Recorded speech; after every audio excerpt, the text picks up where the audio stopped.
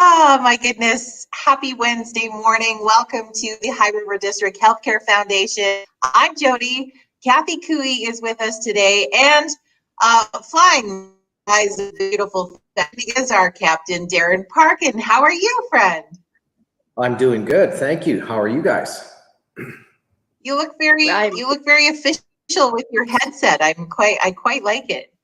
Well, be sure to be buckled in, and thank you for flying WestJet. That was a commercial for WestJet, wasn't it? Inadvertently going on today. That could be the thing. Yeah. Good thing they support us. Cool. Well, good thing, right? We give them a little shade. We wanted to connect with you today, Darrin, as the chaplain at the High River Hospital. You are dealing with, sort of the fuzzy stories of things that happen behind the scenes. Some of them great, some of them maybe not so great, but a real advocate of where funds are going when we donate to palliative and spiritual care. And sometimes we don't even know necessarily those two words make even when it comes to our healthcare system. So can you enlighten us a bit on what it is you do and what are those sort of departments within our healthcare? Sure. So essentially, I am the spiritual care person here at the High River Hospital. My background in healthcare is palliative end-of-life care with Hospice Calgary.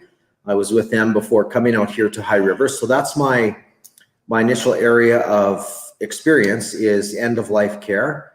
And when we talk about palliative care and end-of-life care, I always use a phrase that, and there's a reason I use it. I use the phrase hospice and palliative care, because the two go hand in hand, and I'll unpack that a little bit for you as we go through the interview if you like.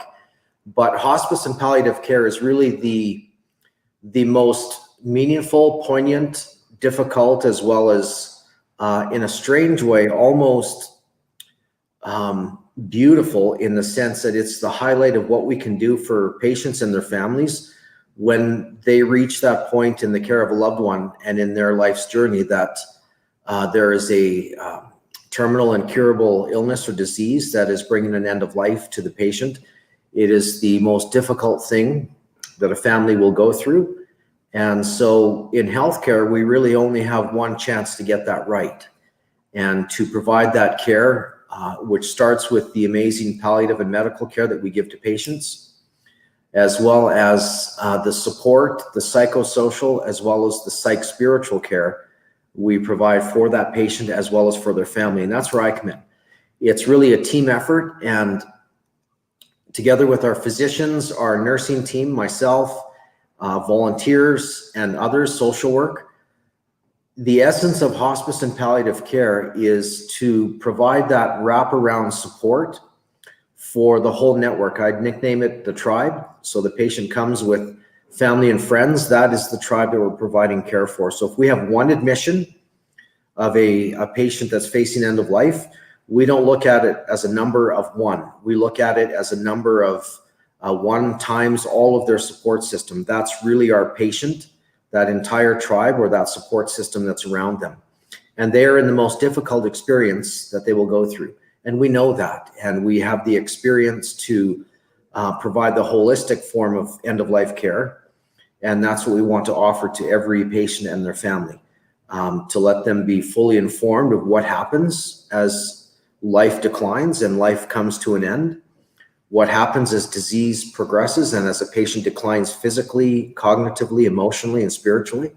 So all of those things are woven together. So it's not a silo kind of effect. This doctor comes in and does this, then unrelated to that nurse comes in and does this, and then unrelated to them, I come in and do that. That's not how we look at hospice and palliative care. We look at it as a team holistic approach, because the needs are pretty profound for that patient and certainly for the family that loves them. So that holistic care is really what we do. And we provide that here in High River Hospital.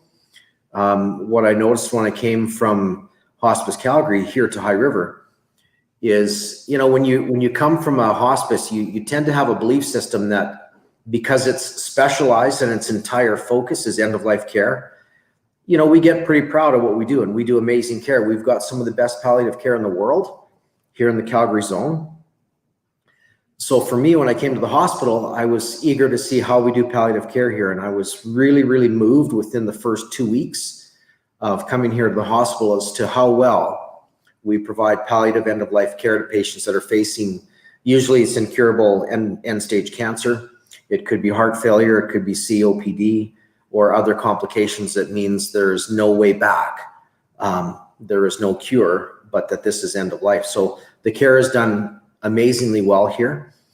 Because we're a general hospital, we provide all kinds of other services as well. We have acute care. In addition to our palliative end-of-life care, we also provide long-term care for residents that are entering into mobility challenges or dementia and so on.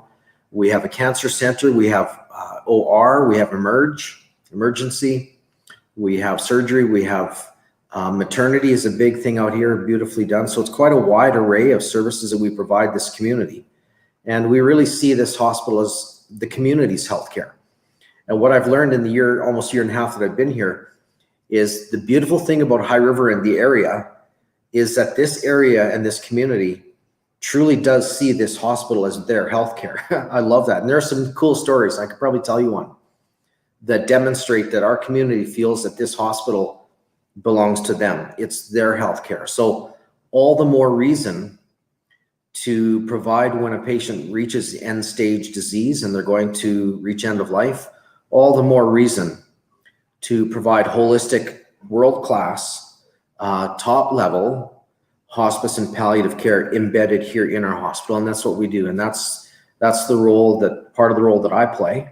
I provide spiritual care and support to all patients in the hospital, including those who live in the community but come to our cancer center for treatment. But because my experience is hospice care, I tend to, when I came to the hospital, I'll find the rooms where somebody is facing end of life first, and I'll go there first, because that's usually where the needs are the greatest. The distress can be present, and there's a whole lot of spiritual support that a patient and their family require. So I'll go there first, and then I'll find out who else on the team is providing care. And then we'll sort of work together and coordinate what the best kind of care is. Communication is a big part of that. And so we do a tremendous amount of that, including what kind of care they may have received at home before they came to the hospital. They might have been receiving palliative care at home with our and we have amazing palliative care nurses in our community and area. So we want to know what has been provided, what does the patient know? Sometimes there can be a situation where a patient may not actually have fully grasped yet that they're facing end of life. And that's a gentle pathway that we want to walk with them. So kind of as a broad brush would paint strokes, that's what we do here at the hospital, and that's where I fit into it.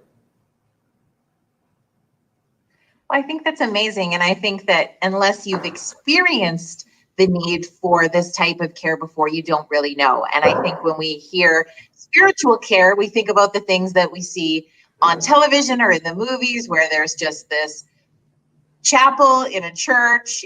We don't really know what to a spiritual care program, but it's so much more holistic than that.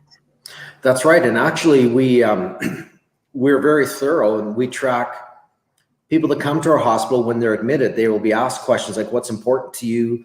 What are the value systems that we can support for you? So we know, for the most part, our patient admissions, where they might care to share with us what religious background or current religious practice they have, or none. And there's a wide majority of people that don't have necessarily an affiliation to a faith community.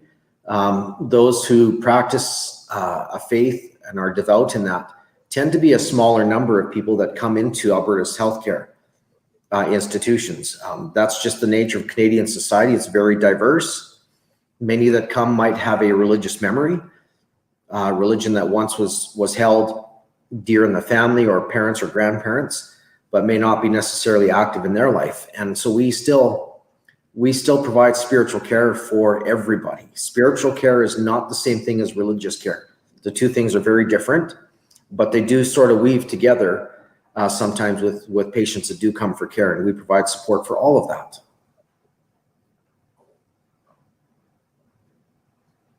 Now, Kathy, we hear from Darrin sort of how it's happening and the importance of how it weaves through. And so when it comes to donations that come in through Points of Light, and this year our holiday 50/50 cash raffle, what are some of the things in the past that the foundation has done to support that? Like, is there a way to sort of, I mean, sometimes it's hard to go to this dollar transformed into this thing, because I think with these two departments, there's a lot of other elements that go with it. But can you give us a bit of example, something tangible we could wrap our brain around a little bit?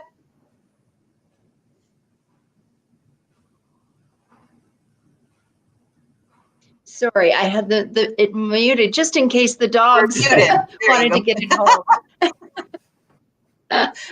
Yeah, sorry. Over the years, there's been a multitude of things. I think probably one of the initial palliative projects that was done through Points of Light 27 plus years ago was the creation of palliative rooms on third floor.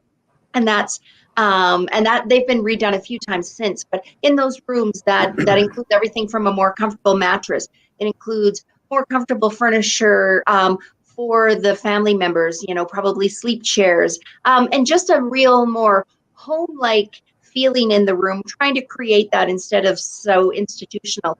Everything from a comfort cart that is provided, and that's essentially a cart with tea and coffee and snacks on that can be wheeled right into the room. So the family member staying with that patient or resident doesn't have to go anywhere. It comes right to them. So something as simple as a snack or a warm cup of tea to a more comfortable bed for our patients, or a chair for that family member to stay with them. We do have a family room. As Darrin said, we have incredible staff, including Darrin, and some of these other little touches just help to make the experience that much more meaningful.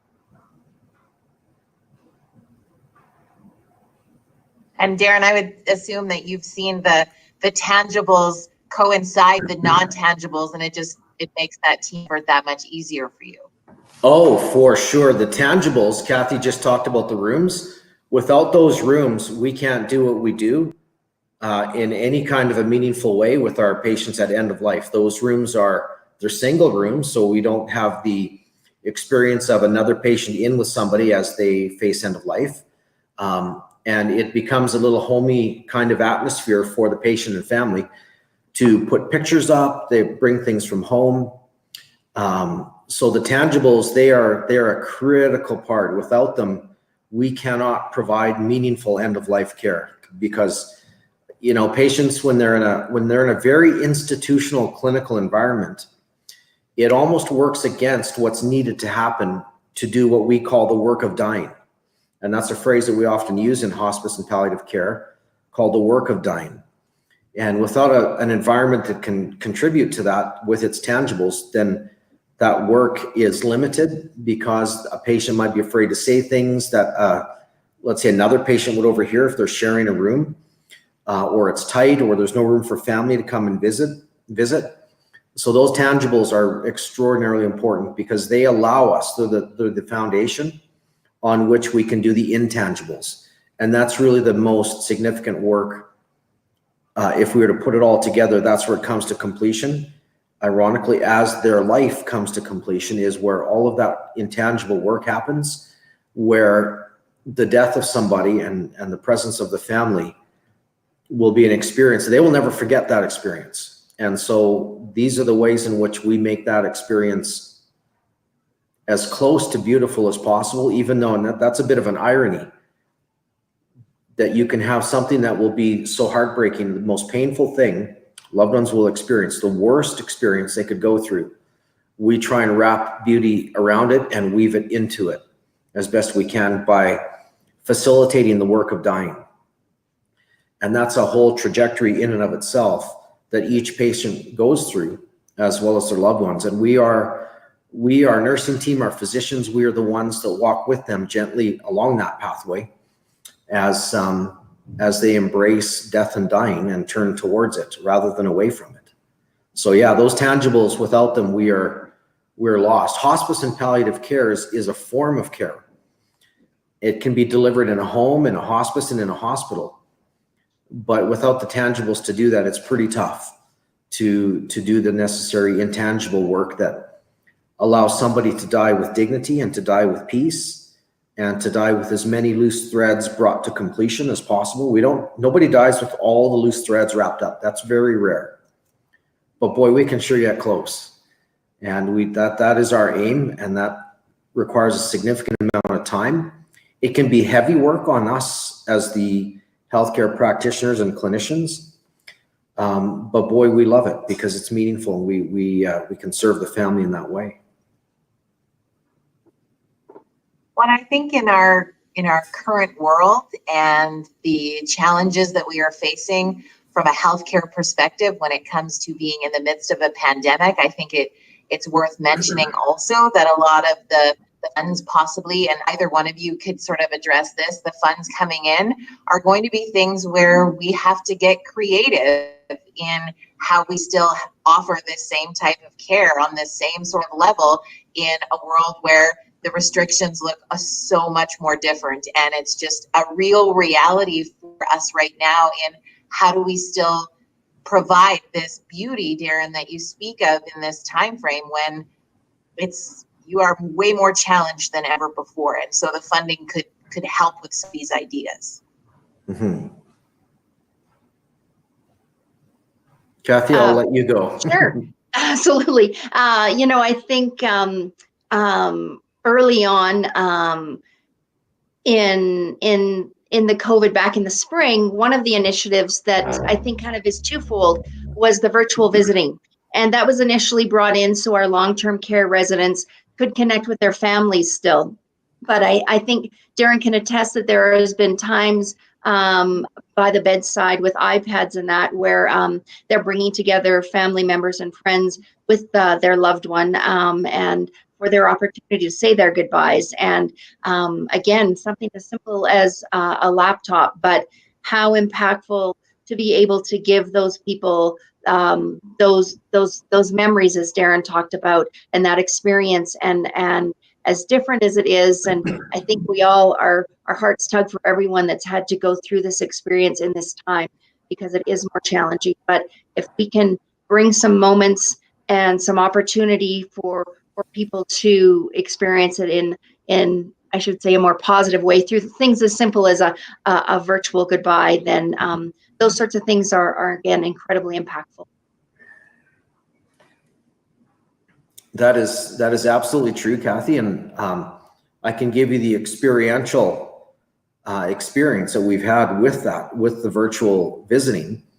If we back up the trail a little bit from end of life to long-term care, we found that through COVID that was so crucial to have that video connection between family and resident. Because initially when we were on outbreak, we were on lockdown. And so that there was a period of time where there was no visiting.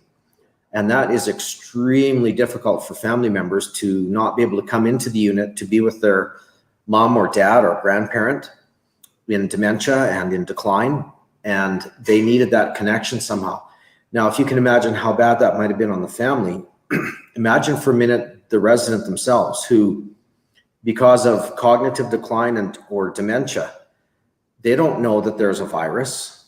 All of a sudden, everybody's wandering around with face shields and masks and gowns, and you can't tell who they are. And it's like being cared for by strangers.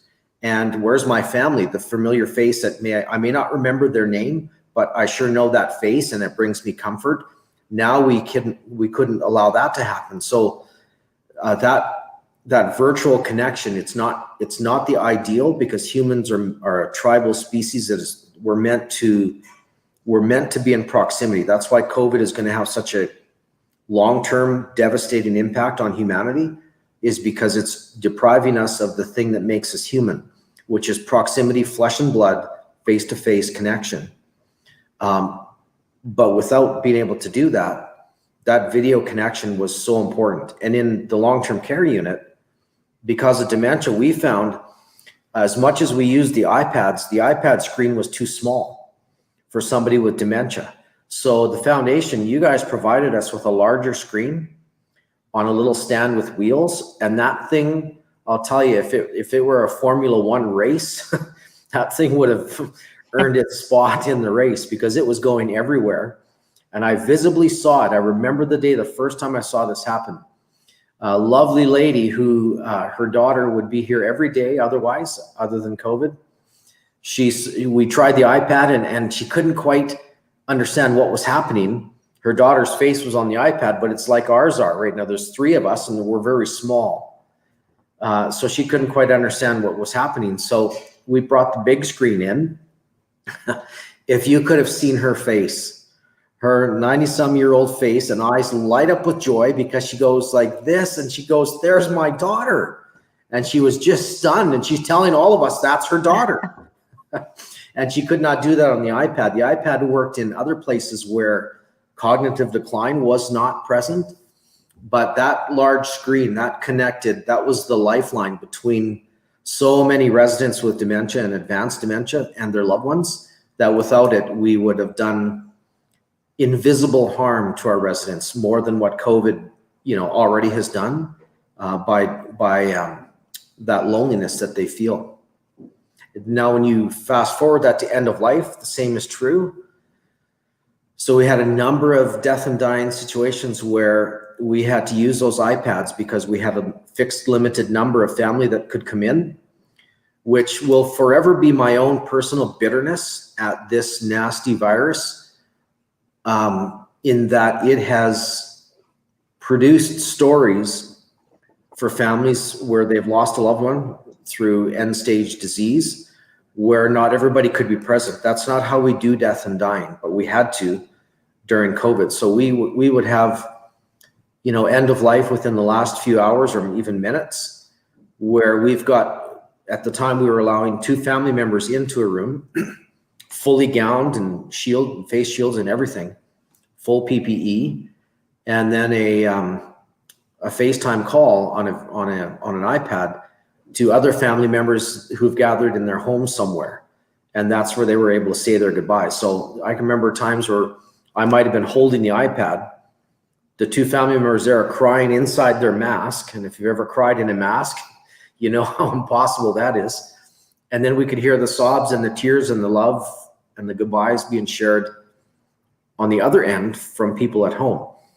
That's as best we could do in light of all of this. And without that, we would have put on people a memory that would be impossible to bear for the rest of their lives in losing a loved one that they could not be present with and say goodbye to. So it was a lifesaver, even though it was not ideal. It was the best we could do considering the negative impact of COVID. And we're very grateful here to you guys for supplying those for us. Thank you for sharing that with us, Darrin. So Kathy, gosh, I want us to buy 1,000 iPads or whatever the next is that we need to do. So people have a couple of ways that they can support both palliative and spiritual care at the hospital this holiday season. One being Points of Light, one being 50/50 Cash Raffle. Can you tell us how can we support these? Absolutely. All of the information, all of the links are on highriverhealthfoundation.ca. Points of Light is our recognition program where we light lights on